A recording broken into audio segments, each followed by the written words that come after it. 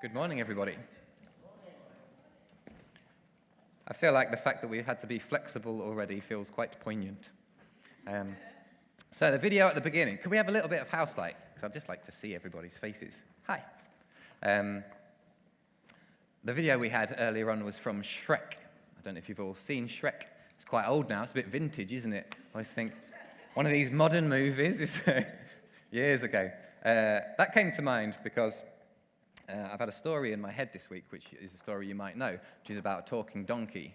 Do you know the story of the talking donkey? Me and you, Georgia, we got this.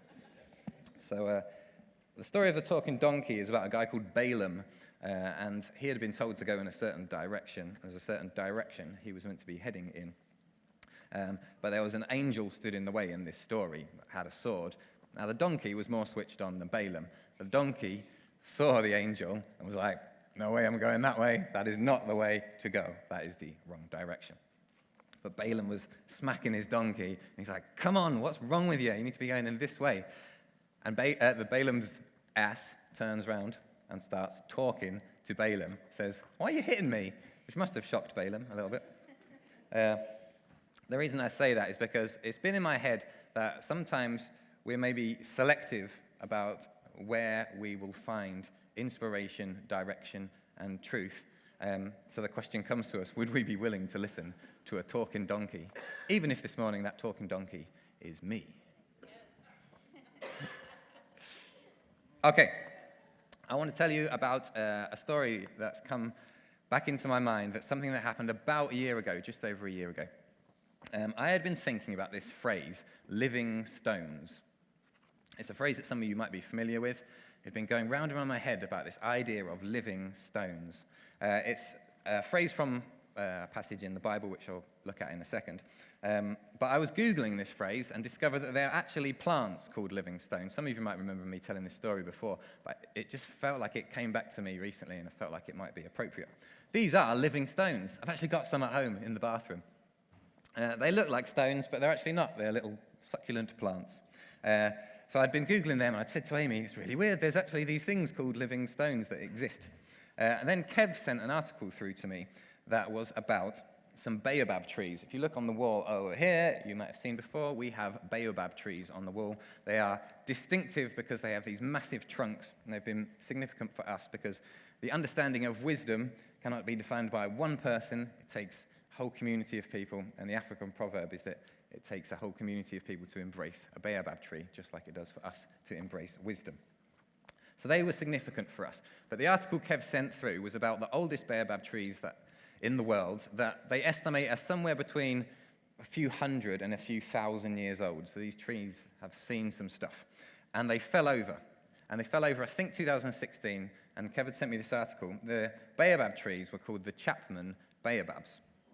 And it felt quite poignant because we had just found out that Anth and Chris Chapman, if you aren't familiar and you're a guest today, had been leading this community for 30 years, and we'd come to the end of an era, and it was just weird that this article had about these Chapman baobabs that had clearly come to the end of an era. But it got weirder, because one of the first people that ever discovered these baobabs and documented them was called Dr. Livingstone, and he was documented in this article. That kind of hit me. I was like, this is really weird. You know, when stuff comes to you repeatedly, it's almost like it's trying to get your attention. Maybe that's worth paying attention to. So I then had living stones bouncing around my head. What does any of this mean? Amy went to a garden centre. Amy's my wife, if you don't know, and I quite like the colour orange. And she found a pot that was orange, and so she was like, oh, Daniel will like that. So she picked up the pot, and this is what was inside the pot. Seeds for living stone plants. It's just weird, isn't it? Now, I don't understand why that happens or how that happens or what that means, but it definitely got my attention. And so I want to just highlight the verse where it comes from. It's from a letter that a guy called Peter wrote, and he writes this: as you come to him, the living stone, rejected by men but chosen and precious in God's sight, you also, like living stones, are being built into a spiritual house. So, what's distinctive about living stones as opposed to bricks and rocks? Well, they're alive. That's the first thing. So what does it mean for us to be alive? I think it means that we are flexible. I think it means we're connected to something that's flowing through us. Claire's talked a lot about flow recently, and being connected to something that's moving and flowing rather than just rigid, static things. Ant talked in the past about how the difference between things that are living stones and bricks are bricks have right angles. They're all made of right angles. And I think we can stop being alive, living stones when we get hung up on whether we have the right angle or whether somebody else has the right angle on life. Are you catching what I'm talking about here? If we want to build a community that is effective, then maybe it requires us to be living stones rather than just having the right angle.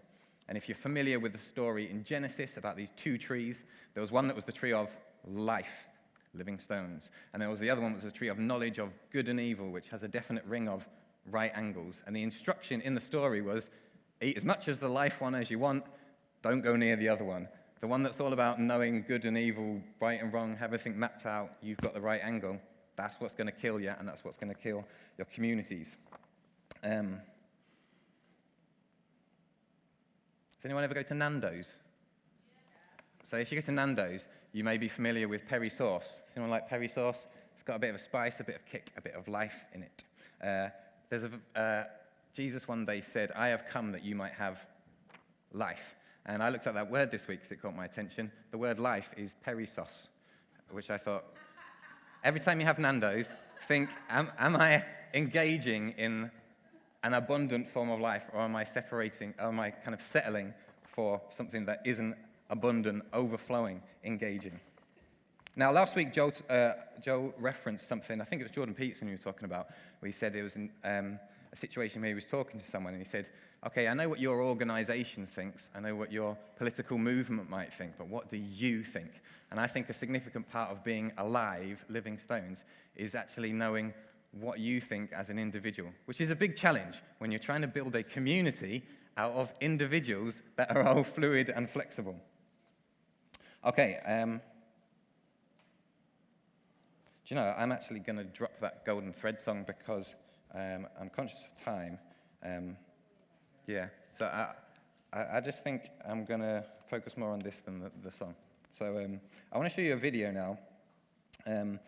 The lyric in the song that was significant says, in all we've been through, rise and fall, you never left us through it all. Last Sunday I saw this video, which is of an artist called Lauryn Hill. Is anyone familiar with Lauryn Hill?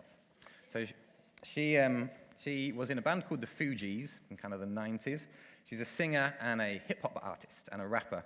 She's one of probably the most significant, especially female rappers that's ever existed. And she brought out her first album in 1998, and it won 5 Grammys. It was immediately hugely successful.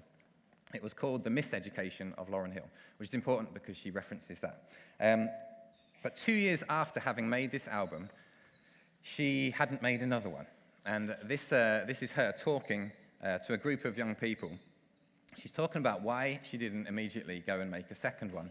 And for some reason, it hit me like a ton of bricks, and I feel like there's some things that might be worth looking at in it that might be relevant for us as well. So let's watch this, and then we'll have some comments on it. Now, you might watch that and think, what? What does any of that mean? This image may help a little bit. We often have a plan of what is next in our life, or what we might want. Rob spoke recently about the idea of liminal spaces and what is next. And when you're aiming for what is next, we think like, oh yeah, there's what's next. I'll just get there. Reality is a little different, isn't it? For any of you that have had experiences, whether it is, becoming a parent, or whether it is having a dream. I was thinking this week about how a number of us in here had dreams of what we wanted to do. I had a dream to create a kids club about 20 years ago. I had the image in my head of what I wanted to do. And we pulled a team together, and lots of people helped me along the way. And I took their ideas and sometimes claimed them as my own. But we did something, and we created something, and we went up a hill, and we did something really cool. And it helped lots of people. And then that came to an end. We came down the hill. And I think since then, if I'm being honest, for me, some of what resonated in that is that I feel like I haven't had my next thing yet. And I feel like sometimes in the valley or coming down the hill, You can think, oh, well, I want to stay up there. I want to be where everything felt like it made sense and everything felt like I had it, But I don't think life is like that. And I think that's good that life isn't like that, because I think where you learn sometimes the lessons that help you get up the next hill is when you're coming down the previous one. And sometimes you don't always learn everything when you're up here. You think you got it all. I think maybe for us, some of what we need to learn for whatever our next mountain might be, whatever our next is, it's important not to rush into that maybe, but to learn the lessons in the meantime. Joel had a vision for a dance academy and conquered a mountain, and we did some incredible stuff over the years. But then the dance academy has come to an end, and then it's like, what's next? And Beth had a vision for Urban Rev, and we created this youth thing that touched loads of lives and was brilliant, and it was a mountain, but then we come down the other side. What's next? I think the mountains can be achievements, but I think they can also be other things. I think they can be, I suddenly get it. I understand. I have had a revelation of something, and this really helps me because I understand it, and I've got this new way of thinking about the world. But if you always stay at that point, then you'll never move on to anything new.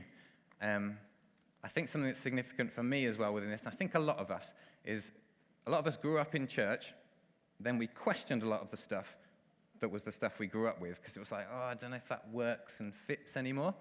Is it really good news? Is it really something that's going to help me? Is it just made-up fantasy stuff? Do you know what I mean? So we've questioned a lot of that stuff. But I think it's very easy to then concrete in the questions and then not be helped by, for example, if we reference something from an ancient book like the Bible, and we aren't then open that maybe that Bible could be the donkey talking to us, then we might miss out on what the next thing is if we're so set on what our previous revelation was. Does that make sense? I think what our mountains might be are those things that we think, I've got this, I've conquered it, I've achieved it, I've understood it, or I've even rejected that, found freedom, so I'm never going back to that. But we might need to be open to the fact that it might not have been the form that was the thing, but it might have been a journey that we need to move on from. I found another quote this week that I thought might help with this. If there are no ups and downs in your life, it means you are dead. That might be helpful if you're having a down at some point this week. Because I think I'm very aware that there's a very similar message in this to when I spoke previously about wintering and seasons. You have that same cycle of you have summer, and we would love it to always be summer. But I've been on holiday to places where it's kind of always summer, and I kind of like the fact that in England we have rainy days, because it means you get beautiful green scenery and not just rocky volcanoes, There's something beautiful about the cycles. Jenny spoke recently about how there were different pictures of what we as a community might become. Do you remember the ships that Kev had drawn? And it was like, what would the icebreaker of Q become in the future? And one of them was a Q theme park, which I don't know what your understanding of that would be, but in my image it's that we get stuck with a previous revelation of, we've understood this thing, and now we're going to just build a thing around that. I think what's important is the spirit and the culture of what we are as a community is not necessarily the conclusions we came to, but the drive underneath it to find those answers and search for that truth and have that quest. Because otherwise we can get stuck in the detail and the form, and it's not about the detail and the form, it's about the spirit that's going on underneath it. Are you with me? Good. Jenny also talked, I'm kind of referencing lots of bits here, but I think they're things that kind of piece together. Jenny referenced, I think it was Easter Sunday when she talked about the bird called Faithful. And the bird called Faithful was in the nest. And they're like, I can't leave the nest because I'm faithful. But then adventure came calling and was like, let's go on an adventure. And it's like, no, I need to stay faithful in the nest. And it turns out that actually home was not the name of the nest. Home was the name of the song, the spirit underneath. That actually wherever you go and operate and whatever this looks like in the future, it's the song and the thing that's going on and the drive underneath the surface, the real spirit of the thing that is what we talk about, the sound of Q. That's the thing. It's that unction underneath it that's driving us forward with a different spirit. So, what was your mountain? What was your previous mountain? And are you still up there? Are you coming down the other side? Are you in the valley? I had that verse in my head that I think is from a psalm where it says, even though I go through the valley of the shadow of death, I will fear no evil. I think it's easy to fear that bit down there and think, this is bad, this is wrong, I need to get out of this and feel good all the time or conquer something all the time. I think it's in those valley experiences that something starts to happen in us where we then look up and go, yeah, that's what I want. But I don't know whether we can rush that. I think sometimes it's like, why haven't you got a vision already? You should have a vision already. Lauryn Hill said a thing in that. She said, sometimes everybody's looking for the next thing, but sometimes the next thing has to find you. It has to be something that grabs you. And I think that's starting to happen. I think for me, part of what faith is that you might look out and think, well, there's not many of us here today. But I think faith says, but I think there's a next. And I believe that there's a thing that's going to inspire us for something new. This was cool. I had some cool interactions with people this week. I came into a practice and I'd forgotten something. And so Connor and I ended up having a 10-minute conversation. And I showed him that video.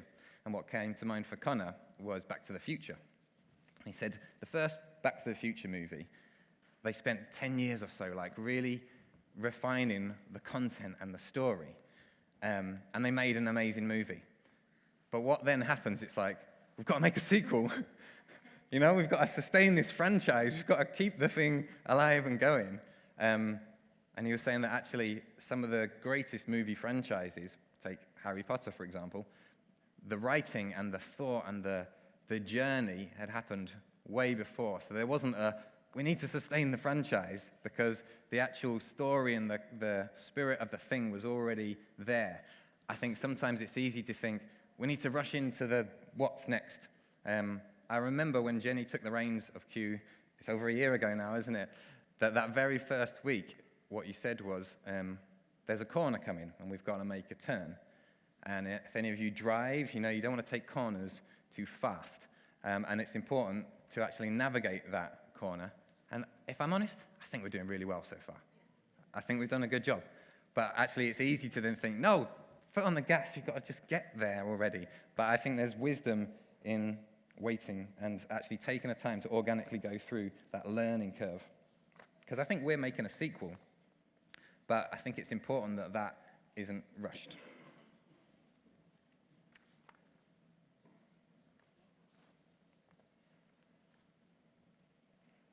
Okay. Joel and Hannah talked a little bit about direction last week. Hannah is Jewish, and she's talking about how the word Torah means direction, and it's kind of like a picture of an arrow. And the image we'd put with that was, you mentioned about geese, wasn't it? And we'd had a thing in the past about how geese, you know, when you see them fly, they fly in an arrow formation. And the way that works is that one takes the lead, and the others follow. But it isn't just the same one at the head for the time. There are points where the other one's like, okay, well, you're getting a bit tired, I'm going to jump in, and then they keep forming that thing. But what's significant in it, and what had come to mind for me, is we used to talk about the honking. Do you remember the honking? The reason geese honk, they say, is because they're saying, like, come on, like, keep going, because it takes some effort to be the one at the front who's doing that. It's very easy to criticize leaders, whether it's in the context of a community or even politically. It's very easy to look at the person who's at the front and point out everything that they're doing wrong. What about if we use the oxygen in our lungs to do some encouragement and to do some honking? So feel free to give people honks this week as the geese in that triangle, because the direction is important, and that person at the front is setting that direction. So that encouragement is hugely important. We are going to sing a song now, which is all about those ups and downs, and about how there's always going to be another mountain. And it's not about how fast we get there or what's waiting on the other side. It's actually about the climb and the process of it. Okay, let's do this. Interestingly, just before, as Danny was speaking then, I was thinking about the scripture in Ecclesiastes that says life is like a corkscrew that can't be straightened out. Interestingly, Ecclesiastes is a book that I always avoided And the last 3 years, I've found that it's been something that I've really understood. Mainly, as Danny was saying, when you're struggling to navigate and are confused by everything that you're presented with, you can understand the writer, what they were trying to convey. And I think sometimes we want to try and pretty everything up and parcel it and package it so beautifully, when the truth is that's not how life is. And I remember Ant spoke on this quite a lot over the years. Why do you need a corkscrew? Because you can't get into wine without a corkscrew. And what is wine? Wine is living, wine is breathing. That's where the life is. And I think it's interesting that if we try and straighten out our lives to look so perfect, we're never going to access the life within the wine. And I use wine as a metaphor, but you understand what I'm saying, right? That we're trying to access the life. And I think that the more we embrace those twists and turns and complexities, I think the more we embrace life in its raw form, which is exactly why we're here. So I hope that encourages. I found that really funny when I stumbled upon that this week, because I thought you could replace jazz with lots of things, couldn't you? You could put, what is church? And you probably could have played the same thing and edited it out. You could have said, what is life? What is faith? Maybe even what is God, Christianity? For lots of different ones of us, I guess that human experience might be that golden thread going through it all. So, what is jazz? The reason I have brought this, for those of you who don't know who I am, maybe a guest today, I'm a musician, and about 10 years ago, my wife Amy bought me a saxophone. And it started this journey of me exploring the whole world of jazz. I decided that it might not be a good idea just to teach myself, so I found a man who was suggested called Ricardo Alvarez, who I always think's got a great name, Ricardo Alvarez. So he's my teacher, and he's Chilean, and he was at York University doing a PhD in jazz, which would have made him a doctor of jazz, which I always thought sounded quite cool. But he has been a great teacher for me, and he has taught me about what is jazz a little bit. And I think the reason I'm talking about this is because I think there's a really cool parallel within what is Q and what we are doing. So Ricardo taught me about the pioneers of jazz, and the pioneering spirit is something we've talked about a lot in the past. People like Miles Davis, John Coltrane, Dexter Gordon, Charlie Parker, Duke Ellington. These were people who had a repertoire of music that they were familiar with. But they didn't just stick with the thing they were familiar with. They wanted to engage with it. They wanted to reinterpret it. So they would take the songs from Broadway musicals or from musical movies, and they would take the tunes, and they would be like, we can do something with that. So they would take the melody, and maybe they'd play the melody through once, but they'd maybe change the rhythm a little bit. So they would maybe have some notes a little bit earlier, some a little bit later. They'd maybe make it swing a little bit. And then what happens when jazz musicians get together and jam is they will play the tune, and then each member of the band gets to reinterpret that sound and that song. So the saxophone player might step forward, and they'll do their everyone else listens to their interpretation. When they're interpreting it, one of the things you do in jazz is you quote things from other songs. So say you're into, I don't know, I'm trying to think of a song now. Happy Birthday is the only thing that comes in my head when I'm stood up here for some reason. But say it's someone's birthday and you're playing a jazz jam and you're doing like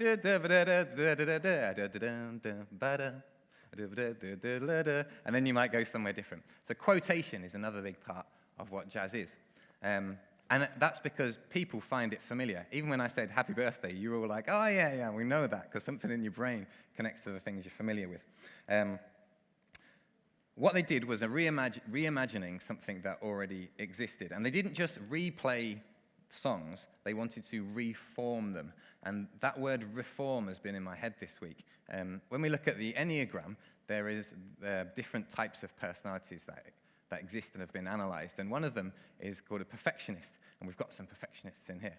But I think the word perfectionist can be not the complete picture of what that personality is, because I'm married to a Enneagram 1, and what I am aware of is that the other name for a perfectionist is a reformer. And I think what is brilliant about that kind of personality is they're willing to go, why are we doing that? Why can't we change that? That can be better. And I think that spirit is really important. So yeah, in that community, each member got to reinterpret it. So maybe like the sax player, he's done his bit, and then the bass player's like, I want to go, and then they reinterpret it, dum-doo-ba-doo-doo, and then the drummer's like, I want to go, so they then drum in, and they do their bit. So there's part of that community where each person's voice gets to reinterpret the story. Can you see a little parallel in there? But what's interesting about jazz is this. It started out with a freedom of expression. These guys took songs they already knew and they would say, okay, well, let's do that song. Say there's one called Autumn Leaves. They took an old song that was very straight called Autumn Leaves, and they made it into a jazz song. But as time went by, they created this collection of jazz songs. It kind of became a repertoire of the ones, if you play jazz, you play those songs. That repertoire then became a canon. And we've talked about canon of scripture recently. That means basically all the different letters and parts of letters, books, that then became part of what is called the Bible. Because all these jazz songs got put together, and they became what is called jazz standards. Now, I went to a jam night once for playing jazz. There was all these jazz musicians. And someone was like, should we do Guns N' Roses song? And this guy turned around and he's like, that's not jazz. That's not jazz. It's not part of the jazz canon repertoire. We only play these songs. Only these songs are jazz. But what this guy was getting at, he said, yeah, but you can take anything and you can make that spirit of what jazz is, of reinterpreting it, finding the nuance in that, taking that little bit, reworking it, reforming it. That's what the spirit of jazz is. It didn't matter what the form was or the content was. And I love that because I think part of why I've shown a Lauryn Hill clip this morning and why we showed a talking donkey at the beginning and why we just did a Miley Cyrus song is because you can take anything and find the truth in it and celebrate that thing and then talk about that and discuss it. It's fascinating because when Christians often read the Bible, it's like, well, I believe it because it's in the Bible. If we actually look at what this book is, the Bible literally means a library of books. It's a collection of books. I don't think anyone in it set out going, I'm going to start a religion, and this one day will be quoted in buildings across the world. These were young guys mostly who were like, I've had this experience. I've had a revelation. I've realized something. I need to write it to those guys over there because they need to know about it. So they had this spontaneous, and when they do it, they do this quotation. So they'd be like, and that kind of feels like it links into that old bit of Torah scripture somewhere. So I'm going to quote that and put that in here. And that's going to be part of this song and this letter that I am writing. But you see what happens. Just like in jazz, the inspiration became this repertoire, that became this library, that became this canon, that became this Bible, that became this, you can't do jazz if you're not this thing. The same has happened with the Bible. These young guys who spontaneously caught something that was like, this could really change things. We write a letter, it becomes a repertoire, it becomes a library, it becomes a canon, it becomes a religion. Then it's like, it's not true if it's not in those letters. That's not the spirit of what it was birthed in. Something new is happening in jazz, and it's quite cool. Because there is a whole generation of people, probably my generation, who I don't really relate to 1930s, 40s, and 50s Broadway musicals and movies. I could do. I can find some stuff in there. But it's not really my heritage. It's not really my upbringing. For a lot of people, it's not the thing that they relate to and resonate with. What they relate to and resonate with is computer games. So Super Mario Kart, Sonic the Hedgehog, Zelda, all of these computer games for over the last 30 or 40 years that have happened since computer games have become a thing. Now, when you can play computer games, you'll know that there are tunes going on in the background. And when those tunes are going on in the background, people are taking that music in. That's creating a soundtrack for their fun times. But it's not just the fun times, because some people have built relationships on the computer games that they've played. That's been their repertoire. And there's a band I've been listening to recently that are called the 8-Bit Big Band. And what they do is they are making jazz interpretations of computer game music. And this has become this kind of revolution in the jazz world, where this band actually won a Grammy a couple of years ago for creating computer game jazz. And there are jazz jam sessions happening in New York City where people are taking the Super Mario theme, and they're like, let's play around with this tune. It really got me thinking.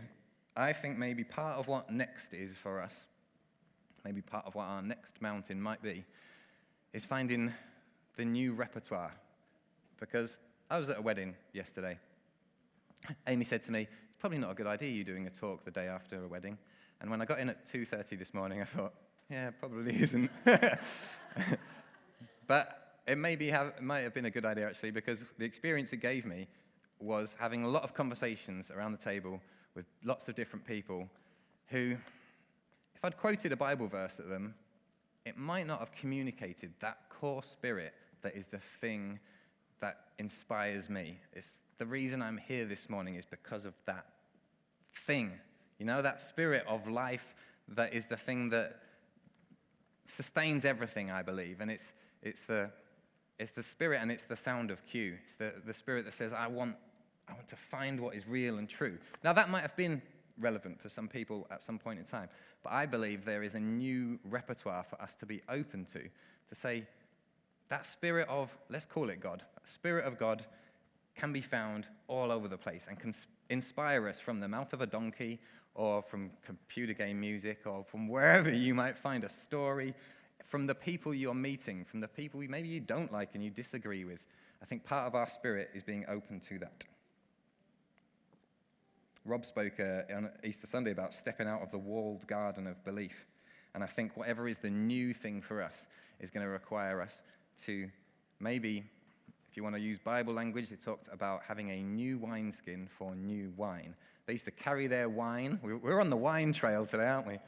They used to carry their wine in like skins, but those skins would get manky after a while, and they would start to fail. They would literally start to crack because they were getting old. So they'd have to have something new to put the new wine in.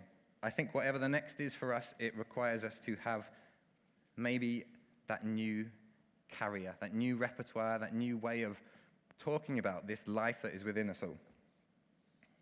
So, does following Christ mean believing things that were written about people that lived thousands of years ago, or can we have a new experience of that today? Do you know what makes me really sad is sometimes when we are talking about our faith and we say that we've had incredible experiences that have happened through that faith. I think that's brilliant. But then we say, when were they? And we say, well, they were 50 years ago or 40 years ago. That makes me sad because I think it's got to be real now. Like, I want to have a faith that is active and real and inspiring me on a day-to-day basis because of all the interactions I'm having with people, not something that was real because of something that happened to me years ago. So is that life experience flowing through us now, or is it just something that was relevant back then? So what is jazz? Well, we've explored what is that. I think that question could be applied for us in a number of different areas, though. What is church? If we were going to reimagine what church is it the form? Is it a building? Is it the pews? Is it the music and the songs? Is it the content that we talk about? Or is there a spirit of a thing underneath it? It's hard to define what is jazz. I mean, all those people all had a different answer, didn't they? And I think that, is another significant part of being living stones, is being willing to say, we need all of those different perspectives in order to frame what this thing is. And it's hard to define what church is. What is worship? That was a question that came up when we were chatting in the back. Do we still worship? I would say we've been worshiping all morning today. We might not have sung a song where you put your hands in the air or did some actions that you might have used to do in a worship time. But I believe worship is about what you value and what you put first in your life. So maybe the way that you engage with a thing is what the worship is, because it's about giving worth to a thing. It's about presenting your everyday living rather than just having a moment where you sing some songs. But that might be helpful as well. Okay, to wrap up. We've talked about how there were letters that were written by these inspired people thousands of years ago, and they then became this repertoire, and it changed the world, these people and the ideas that they had. But I believe there is another mountain for us to climb that is going to be a different expression of that same spirit. I want to read one of those letters because I think it presents an interesting conclusion. 2 Corinthians 3:3, this guy Paul, who, by the way, was a mass murderer. Can I just drop that in? I don't know whether that helps you be more open to this content. And I don't say that with any disrespect. I say it actually because, for me, it makes it incredibly relevant. I think sometimes we deify people from the Bible, and we call them like Saint Paul because we think that they were somehow superior. This guy had a very real life where he went around ordering the murder of all sorts of Christians before he then had a revelation that was like, actually, I've found something. And I think it's important to remember that when we read this stuff, because we then see it as a very real thing and not a phantasaical thing, you know?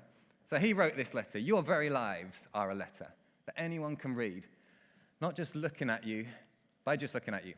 Christ himself wrote it, not with ink, but with God's living spirit, not chiseled into stone, but carved into human lives, and we publish it. His letter authorizes us to help carry out this new plan of action. The plan wasn't written out with ink on paper, with pages and pages of legal footnotes killing your spirit. It's written with spirit on spirit, his life on our lives. What I love about that is the fact that it's like, he wasn't saying, our revelation and what is true is defined by the letters that I'm writing and my friends right now are writing. He was saying, you guys are a letter. Like, your life is a letter to every person that you meet. So what is that letter saying? That's a question worth considering this week. If someone was to read the letter of your life, what are they getting? What message are they getting? What would you like them to get in that letter? So we have a heritage. And our heritage is not just things that were written down. It's a whole load of people that lived authentic lives and had an authentic experience that took them to highs, but also documented their lows. And in all of that, they had this quest for truth. And that is what Q is all about. It's that spirit of having a quest to find the real core goodness and that golden thread that's in everything. So, are we going to get stuck in a previous experience of faith that we might have had in the past, in the good old days, or are we going to have one now? And when we think about what's next, maybe to be ready for what's next, we have to become what next requires, which may mean letting go of some of the old stuff and being made new. I feel a song coming on.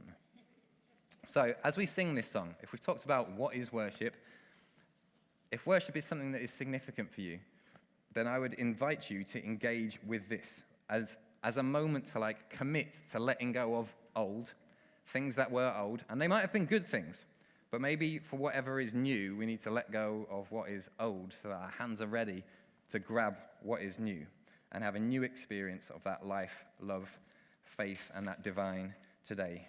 Thank you for listening, and I hope that has helped a bit. All right.